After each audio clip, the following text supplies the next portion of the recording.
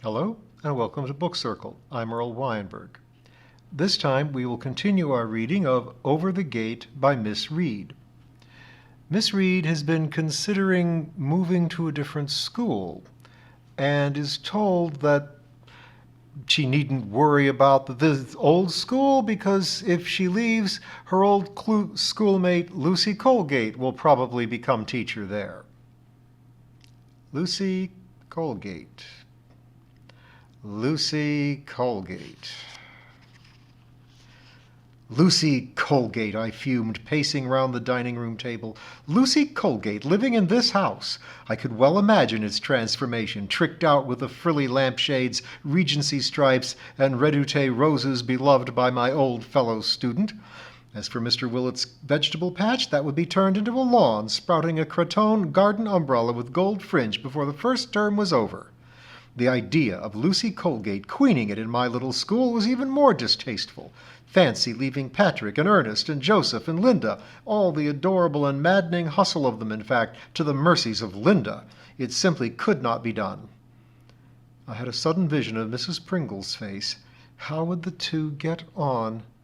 The meeting of the dinosaurs, I told myself with some relish, my fury beginning to abate. What a battle that would be! I could see Lucy facing Mrs. Pringle over the tortoise stoves, Lucy spilling Coke and as yet ignorant of the consequences. Lucy would face many a hazard if she ever found herself in Fairacre School. Why, with any luck, I thought suddenly, the map cupboard door might burst open again and project the contents painfully upon her. At this uncharitable flight of fancy, I began to laugh. Lucy Colgate and Amy could connive until they were blue in the face. My mind was now made up. I advanced upon the unsullied form. I hesitated for one moment. This news of Lucy was not the main reason for my decision. It was simply the final straw which weighed the scale in favor of staying. It had made me realize with devastating clarity how much Fairacre really meant to me. For that, I should be grateful to Lucy always. With infinite joy, I began to tear the application form into small pieces. Then, slattern to the last, I flung them in the direction of the wastepaper basket, unmindful of whether they went in or not. I felt wonderful. I bounded into the sunlit garden, my garden, and positively skipped down the path. As I passed the water butt, I let out a joyous shout to the sleeping cat. "Fairacre forever!" For 2 pins, I would have run up the school's Union Jack. Chapter 10. The Wayfarer. Strangers are rare birds in the village of Fairacre and cause us as much interest as any hoopoes. We have our annual migrants, of course, and are always eager to see them each year, but they are only half-strangers. These half-strangers come mainly in the summer. One really can't blame them. Winter comes with a vengeance here, with great roaring winds, cruel frosts, and plenty of snow. As most of the visitors are townsfolk, they wisely remain where pavements, buses, indoor entertainment, and central heating are available during the worst of the weather. But once spring begins, Mr. Lamb at the post office recognizes the handwriting of friends and relatives of Fairacre natives and looks at the postmarks of London, Birmingham, Bristol, and Leeds, and nods his head wisely. Asking to come again, no doubt, he surmises, and usually he is right. As well as these people, we look forward to seeing half a dozen or so regular tradesmen. In May, a small flat cart pulled by an ancient donkey appears in Fairacre. On board are dozens of boxes of seedlings, alyssum and lobelia for neat border edgings, tagetes and African marigold, snapdragons and stocks, and best of all, velvety pansies already a-blowing in every color imaginable. Sometimes there is a box or two of rosy double daisies. These I can never resist, and each year they are drawn to my notice by the 2 dark-eyed gypsies who do the selling. Lovely daisies, dear, better than ever this year. We got new seeds, see? They was more expensive, but we'll let you have 'em the same price as last year, dear, as we knows you so well. And so I have a dozen or so, as they knew I would, and probably pay more, for I can't possibly remember what I paid the year before. And they know this, too. While the transaction goes on, the children cluster round the donkey, stroking his plushy nose and murmuring endearments. Somehow the donkey cart always manages to call on a sunny day about 1:15, when the school dinner is over and the children are free to enjoy the fun. "Miss, have you got a lump of sugar?" they plead. "Miss, the donkey likes carrots, the man says," cries another. "Miss, have you got a bit of old bread to spare?" It always ends the same way. Bearing my damp little newspaper parcels and my much lighter purse, I return to the schoolhouse, followed by the children and the gypsy woman. I hand over sugar lumps, old apples, the end of a loaf, and anything else which, at a cursory glance round my larder, will make acceptable donkey fodder, and watch the children tearing across the playground with their largesse. But the gypsy woman remains. Her eyes have grown very large and sad, her voice pathetic. She speaks quietly as one woman to another on intimate matters. "I'm not one to beg, miss, as well you know, but the fact is I'm expectin' again, and I hardly a decent rag to fit me. I'm carryin' low this time, and not a skirt will go round me." I wonder inconsequently if carrying high would mean that her upper garments would be too tight, but hastily dismiss the idea. She shuffles a little closer and looks furtively about her. The whisper becomes a whine. "Don't matter how old, dear, or a coat now. Say you had a coat. Don't matter if it's torn or grubby. Do us a good turn, lady, and see what you can find, if only for the sake of the baby." I tell her to wait, whisk upstairs, collect a dear faithful old flannel skirt which I know I shall mourn later, a tartan jacket which Amy unkindly but truthfully told me made me look like mutton dressed as lamb, and return. The skinny dark hands grab them quickly and turn them inside out. The sharp eyes, I notice, are bright with approval. "Thank you, dearie. God bless you. I've got no money to give you, but we've all got to feed, but I'd like you to have a pot plant off the cart." "No, really," I protest, "just take the clothes." "You come on," insists my caller. Meekly I accompany her to the cart. The donkey, surfeited, is scraping the road with one neat little hoof. The scrunching of sugar lumps can be heard, but not from the donkey. I choose a handsome pink geranium. We exchange civilities. The couple mount the cart. My skirt and jacket are stuffed under the wooden board that serves as a seat, in company with another assortment of other garments, I notice. We all wave until they are out of sight. "Ring the bell, Ernest," I say. "It's time we were back to work." We install the geranium on my desk as a happy reminder of one of our visitors. It will be a year before we see them again. Later, the scissor grinder comes, and we rush out to his Heath Robinson machine with shears and scissors, knives and billhooks. Sometimes, in June, a stocky figure appears pushing a light barrow full of assorted materials and tools. This is the chair mender and mat mender. He does rushing, caning, and a certain amount of simple carpentry. Doormats are the things he likes mending best, and I remember the pride with which he told me one day that my back door mat was one of the finest ever made in one of Her Majesty's prisons.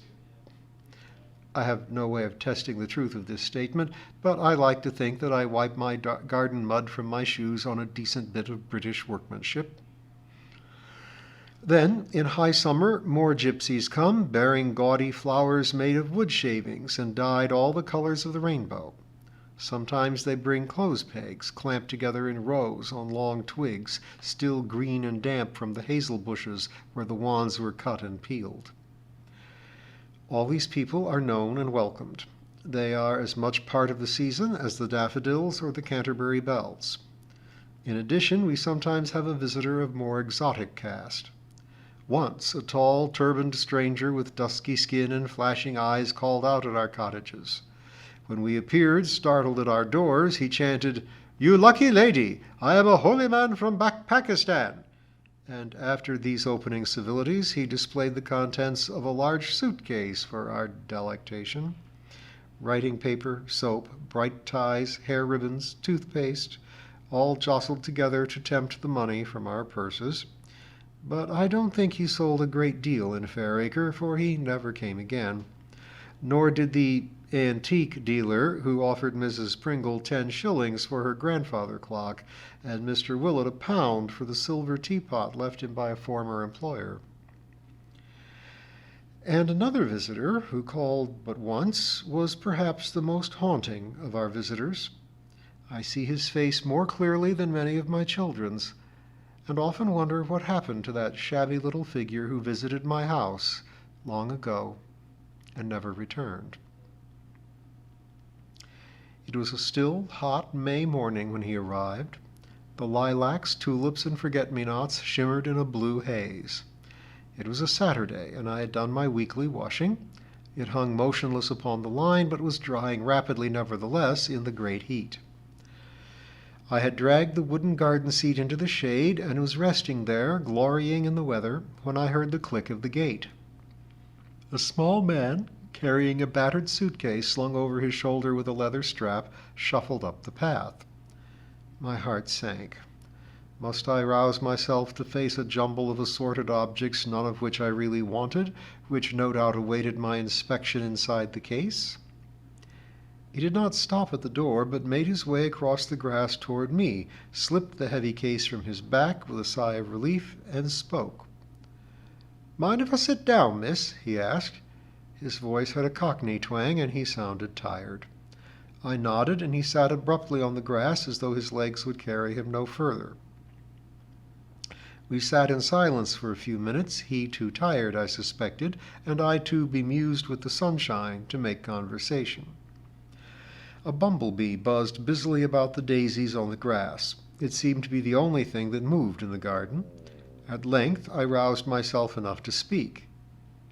"Don't bother to undo your case," I said.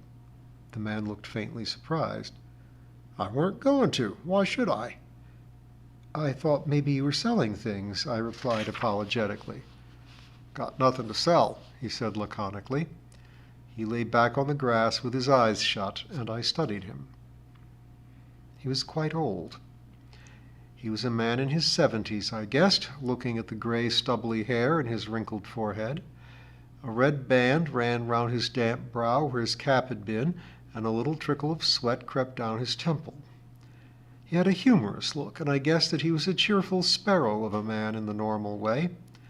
At the moment he looked utterly exhausted, and my heart smote me. "Would you like a drink?" I asked. "I haven't any beer, but there's cider or lemonade." He sat up slowly, his face creasing into a smile. "I'd like a drop of lemon, miss, thank you," he replied. He took a red and white spotted handkerchief from his pocket, and I left him wiping his face and neck as I went towards the kitchen for refreshment. It was a relief to leave the dazzling garden for the cool shade of the kitchen. I loaded the tray with a jug of lemonade, 2 glasses, and a biscuit tin, and returned. The stranger struggled up at my approach and took the tray from me. He poured 1 glassful of lemonade straight down his throat, sighed, and put it back on the tray. "I could do with that," he said thankfully, watching me refill it. "I've been on the road since 6:30. "Have you far to go?" I asked him. "Making for Weymouth," he said. "For a holiday?" "For good," he said shortly. He looked away into the distance, turning his glass round and round in his rough hands. There was sadness in his face, but a determination about the set of his mouth that made me wonder what lay behind his journey. I was soon to know. "I got an old friend in Weymouth. We was in the army together. Went all through the war. Ypres, retreat from Mons, the lot. Name of Miller. Dusty Miller, of course." He gave me a quick sidelong smile. "We had some good times together, and some narrow squeaks, too. You come down any time you like," Dusty says to me, whenever we met. "Always a welcome at Weymouth," he says, "for an old comrade. So I'm going." He scrunched a biscuit fiercely. He looked a little defiant, I thought. Of course, I shouldn't say this, he said, swallowing noisily, but poor old Dusty picked the wrong girl when he got wed. Worst day's work he ever done, in my humble opinion. Can't think what come over him. He ruminated for a moment, crossing one leg over the other, and contemplated his battered boots. His spirits were rising with rest and refreshment, and his natural loquacity became apparent. Old Dusty, he assured me with emphasis, could have had his pick of the girls. Fine set-up feller always. Curly hair, good mustache, biceps like footballs, always ready for a lark. Why, in France— He stopped suddenly, coughed with some delicacy, and started again. After the war, we had a nice little pack of money saved up. His dad run a little confectioner tobacco shop down the Mile End Road, and when the old boy conked out in 1920, Dusty sold up and put the money into this cafe in Weymouth. Always been fond of the sea, was Dusty, and I thought that's where he'd end up. So he's been there a long time, I observed. Ever since. Married a local girl, too. Great pity, really. He sighed and helped himself to another biscuit. Course, you can understand it, he continued. With this here cafe to run, and that, you need a woman to lend a hand. And I must say, she could make 2 pennies go as far as 3. Real head for figures.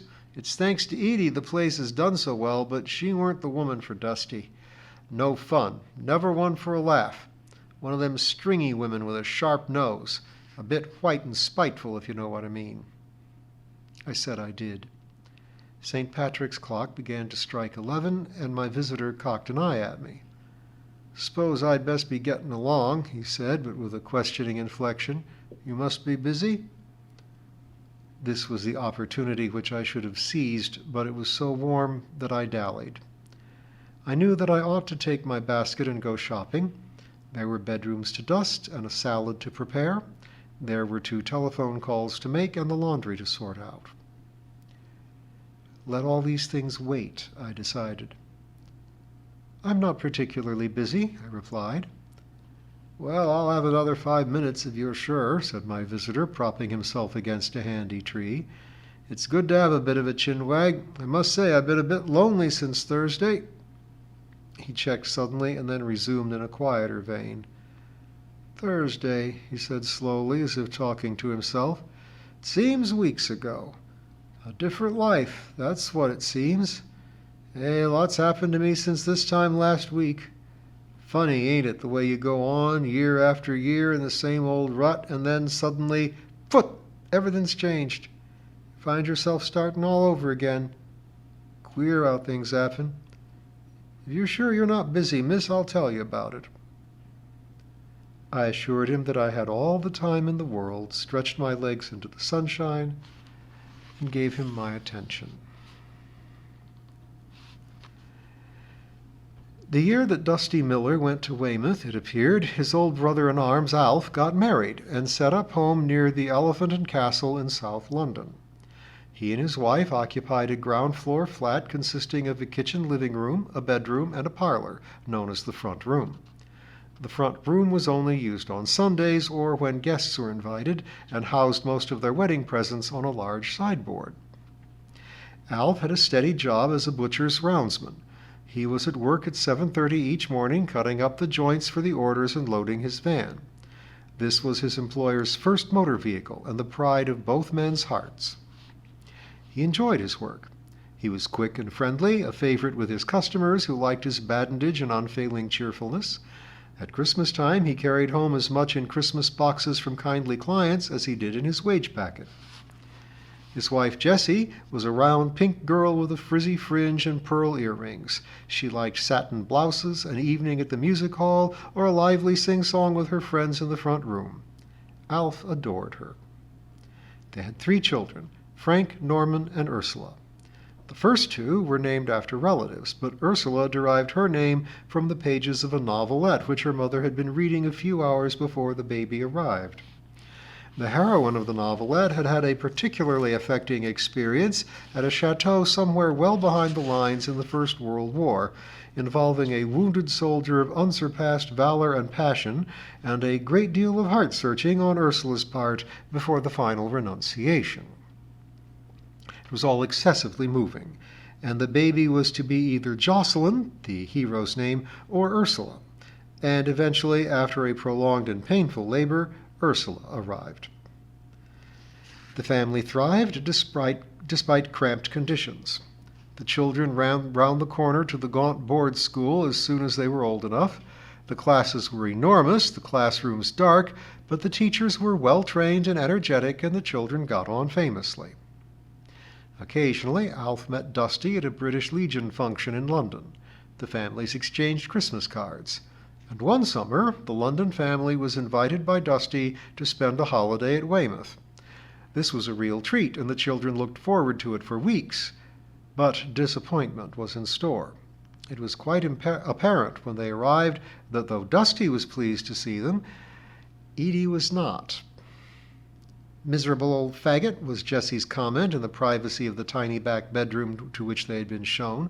"Some holiday this is going to be, Alf. You should have had more sense than to accept Dusty's invitation. He's properly under her thumb, poor soul."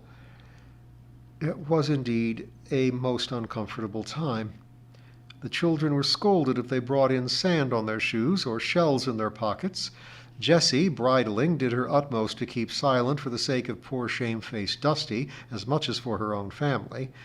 But everyone was relieved when Saturday came and they could return home. The two women pecked each other's cheeks through their veils. The men shook hands a shade too heartily and avoided each other's eyes. The children smiled more freely than they had done all the week, and they hung out of the train window. "Never again!" exclaimed Jessie as the train left Weymouth Station. She withdrew 2 long hat pins from her straw hat, threw it on the rack, fussed up her fringe, and leant back with a sigh. "That's the last I want to see of Edie Miller," said Jessie flatly. It was in fact the last she did see of Edie or Dusty, for before the year was out, jolly, lively Jessie was operated on for cancer and died under the anesthetic. Alf was inconsolable. Ursula was 10 at the time of her mother's death. The boys were 12 and 13. Jessie's mother, a widow who lived nearby, took over the running of the house and the upbringing of the children. For Alf, it seemed as if the sun had gone forever. For months he went about looking like a shadow of his usual jaunty self, but gradually he recovered. His customers were glad to see his return to cheerfulness. He threw himself with renewed fervor into his work and into such activities as the British Legion's affairs. He and Dusty met often, but never spoke of the holiday which had been Jessie's last. Years passed, and the two boys went out to work in New Zealand, where they married and settled.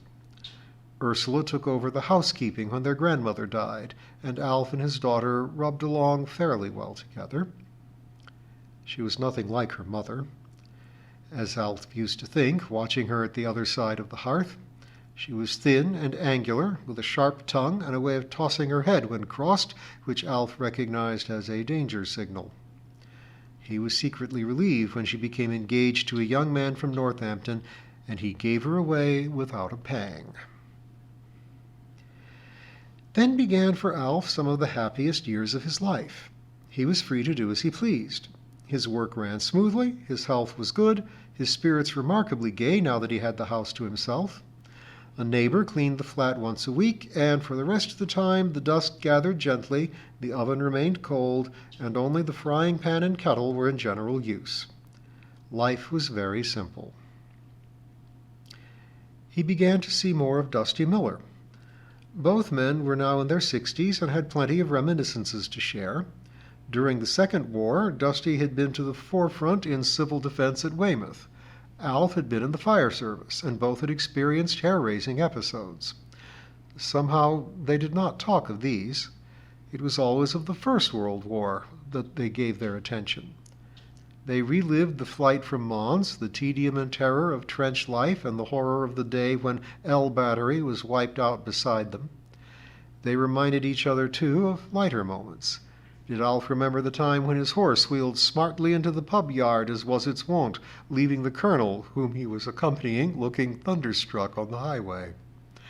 Did Dusty recall the occasion when he played the piano in the pub and generous comrades filled his tumbler with Benedictine so that he began to think he was playing a two-manual organ? Time passed all too quickly when the old soldiers met. Dusty now ran a small car and frequently took Alf out. Sometimes Alf stayed a day or two at Weymouth. Edie was civilly welcome, but it was Dusty who did the real entertaining. The Millers had no family, and all Edie's energy seemed to go into the running of the little flourishing business. The two men seemed to see very little of her. "Don't forget, old boy," said Dusty on many occasions, "there's always a home here for you if you get tired of your own company. Just say the word, plenty of room for one more." Alf was grateful, and failed to notice that on these occasions Edie was either absent or silent. When Alf was 70, he had the first real illness of his life. It had been a miserable December, cold and foggy. Mists from the Thames hung over the area where Alf lived and worked, making life doubly difficult at the busy time before Christmas. Handling frozen meat, his hands numb and aching, Alf began to feel his age. The round seemed to take twice as long as usual, hampered as he was with fog and extra orders.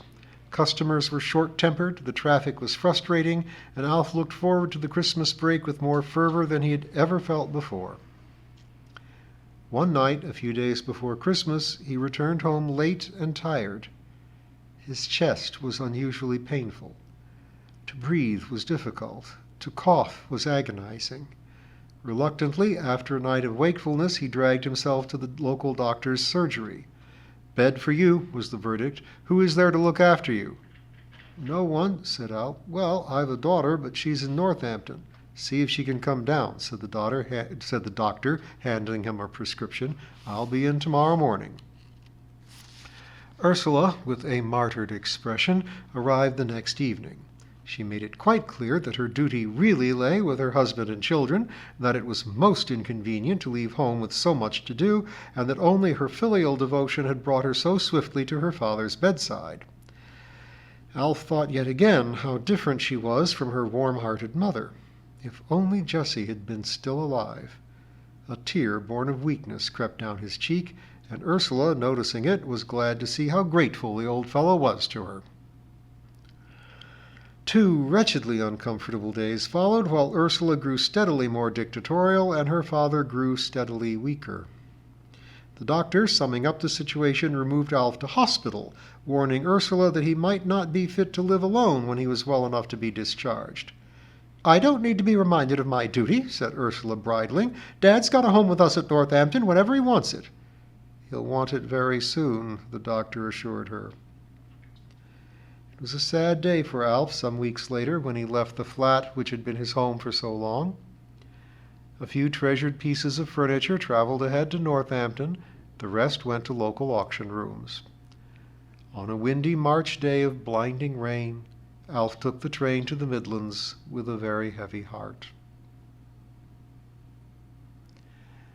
And I'm sorry to say we must leave Alf there until next time.